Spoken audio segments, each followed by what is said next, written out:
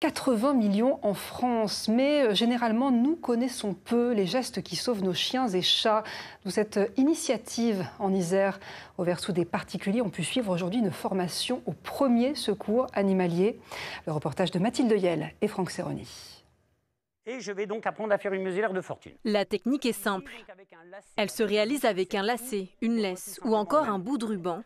Bref, tout ce que l'on peut avoir sous la main en situation d'urgence. Par sécurité, je préfère savoir le faire et le faire sur lui aussi.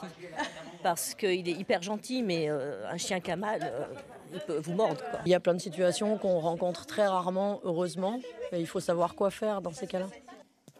Et à la pointe du coude, vous trouverez le cœur. Parce qu'un accident arrive toujours plus vite qu'on ne le pense, maîtriser les gestes de premier secours avant l'arrivée du vétérinaire peut s'avérer primordial. Massage cardiaque, bouche à bouche, ou plus simplement, trouver le pouls de son chien. On n'a rien inventé, en fait, on a tout transposé en fonction de l'anatomie.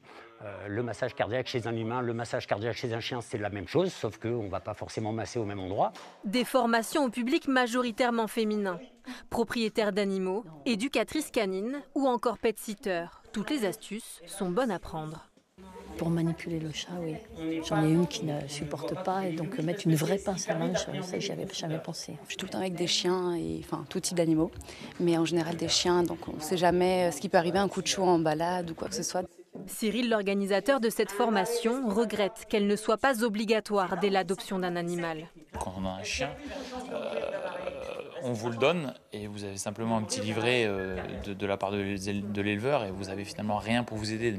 Mais effectivement, donc, il y a la partie éducative et la partie secours qui devraient être indispensables entre autres. Des stages au premier secours canin de plus en plus prisés.